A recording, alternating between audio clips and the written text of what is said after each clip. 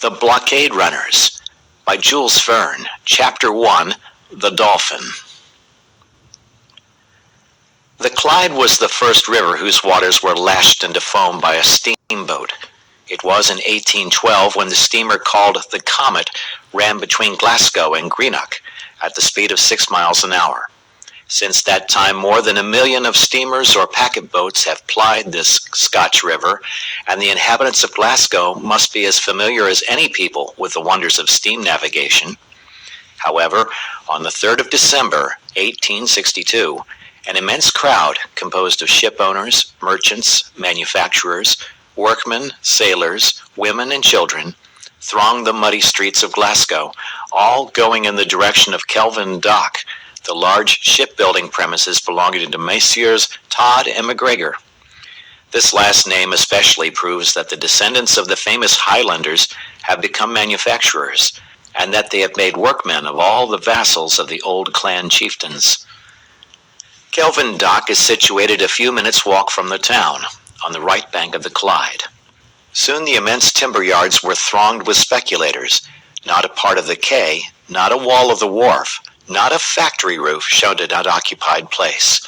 The river itself was covered with craft of all descriptions, and the heights of Govan on the left bank swarmed with spectators. There was, however, nothing extraordinary in the event about to take place. It was nothing but the launching of a ship, and this was an everyday affair with the people of Glasgow.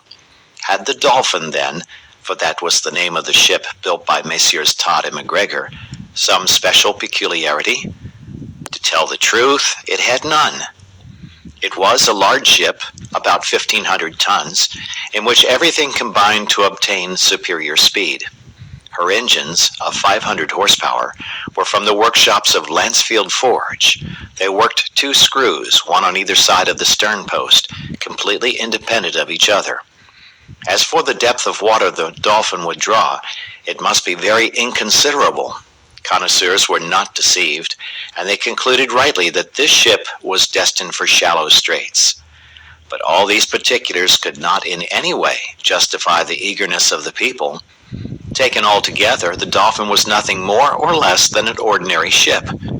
Would her launching present some mechanical difficulty to be overcome? Not any more than usual. The Clyde had received many a ship of heavier tonnage, and the launching of the Dolphin would take place in the usual manner. In fact, when the water was calm, the moment the ebb tide set in, the workmen began to operate. Their mallets kept perfect time falling on the wedges meant to raise the ship's keel. Soon a shudder ran through the whole of her massive structure, although she had only been slightly raised. One could see that she shook, and then gradually began to glide down the well-greased wedges, and in a few moments she plunged into the Clyde. Her stern struck the muddy bed of the river. Then she raised herself on the top of a gigantic wave, and, carried forward by her start, would have been dashed against the quay of the Govan timber yards if her anchors had not restrained her. The launch had been perfectly successful. The Dolphin swayed quietly on the waters of the Clyde.